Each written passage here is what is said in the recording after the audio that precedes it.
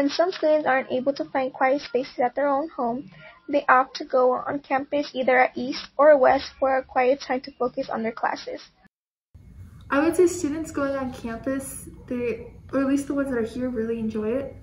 It's very quiet, but we're also very distanced out. So we get to see our friends once in a while, so it's nice to see people we haven't seen in a while. Quiet Study is a space for students to come and do their classes, do their homework. I know that I have a niece who enjoys the Quiet Study because she doesn't have to deal with her siblings, her parents, any distractions. In an article by TheGuardian.com, they add, "And there's a lot of us in one house. My family's quite big, so it's not somewhere I can get motivated for work." This proves that many people face the issue of finding a quiet space at their home. The main reason I come to campus is because I enjoy having a place to work with no distractions. At home I have a younger brother and an annoying little dog that's cute and everything, but it's a lot of responsibilities at once, so it's just a nice place to get away.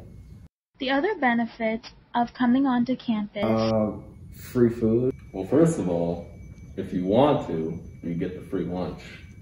That's a pretty good benefit. 2, quiet space. You can do your work. Pretty great, pretty great.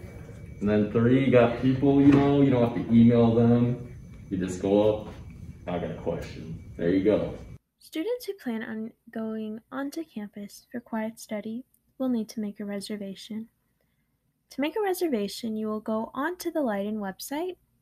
You will come over here to Community. You will scroll down to Communications.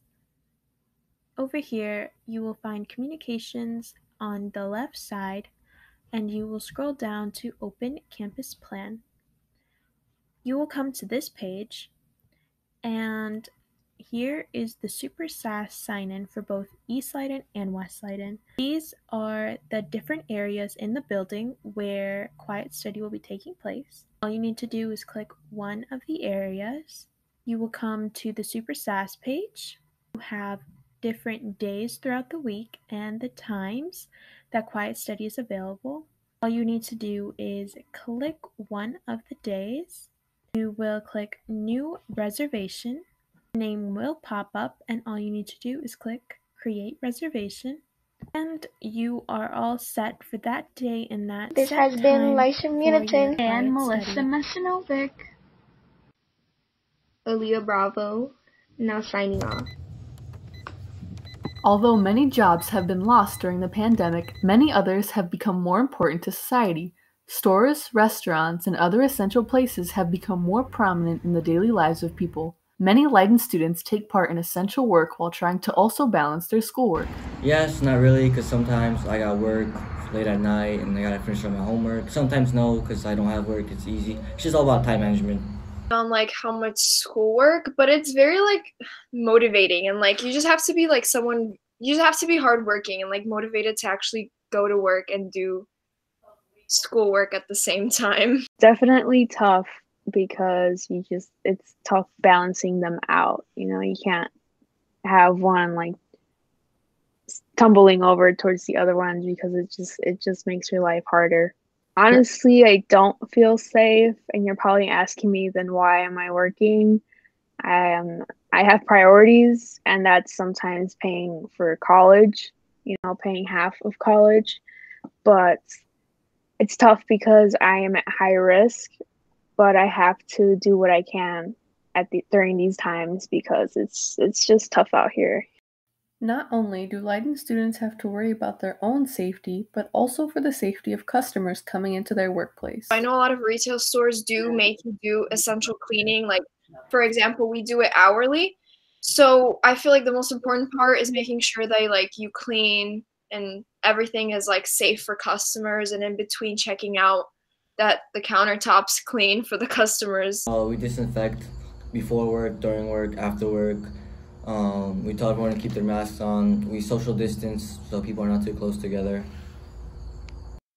Though balancing school and work at the same time can certainly be challenging, Leiden students seem to be doing a great job while also keeping themselves and those around them safe. For the Eagle Update, this has been Angelica Jekon, Carla Ramirez, Audrey Thomas, and Paulina Walzak. It's that time again, the time to voice your opinions and help shape our country's fate for the next 4 years. The anticipation is high and the stress is immense. It's time for the 2020 elections. Let's hear what our seniors have to say about youth involvement in this year's elections.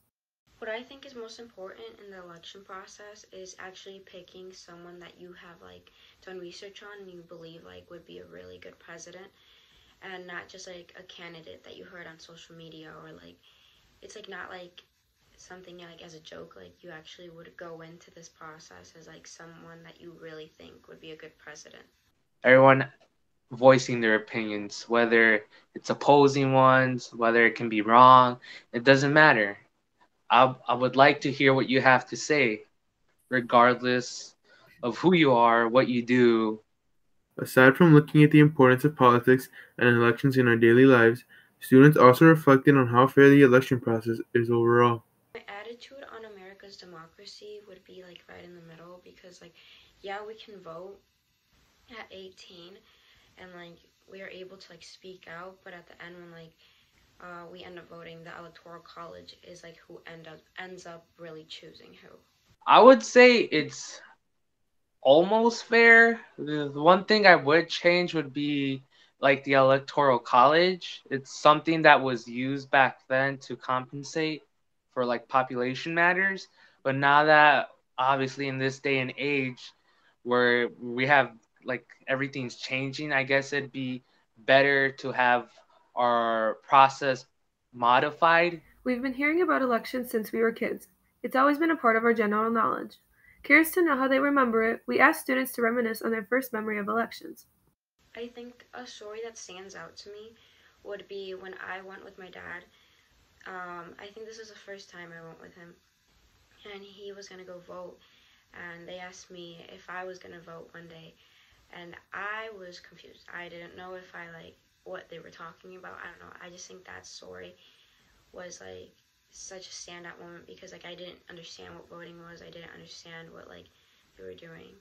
Even though I was very little, our school held our own little election without even knowing what we were doing. So they had our own little election, and I voted for Obama, because I don't know why at the time, I just did. I think I based it off because his symbol was a donkey.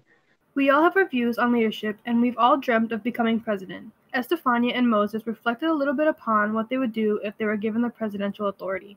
If I were running in office, I would want young people to engage, so I would find ways for them to be more active, maybe on social media, to be more in the process of it. Obviously I wouldn't change the age. I think 18 is a good age, because some people might take it as a joke, and if they move the age younger, I don't think many of them would take it really seriously. But I would find a way for younger voices to say what they want to say. Getting kids into school, having everyone get into school, and making education better. A lot of schools, a lot of public schools, I would say, there's a whole bunch of them that are underfunded, understaffed, or don't have the right, resources to educate students. And there's a lot of students who actually drop out, or don't have, not willpower, but they don't have the option to go to school.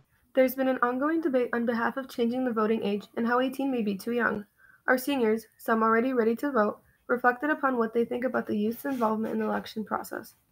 I believe that hearing the youth's voice is important, because even though they're younger, and even adults see them as oh, they don't have much experience, they can't really say things. But I think many of them have really good ideas, the ones that do take it seriously and do want to actually provide good ideas and let their voices be heard. I think they should, and I think it's important. For the Eagle Update, this has been Claudia Molo, Michael Martinez, Savannah Torres, and Esteban Sandoval.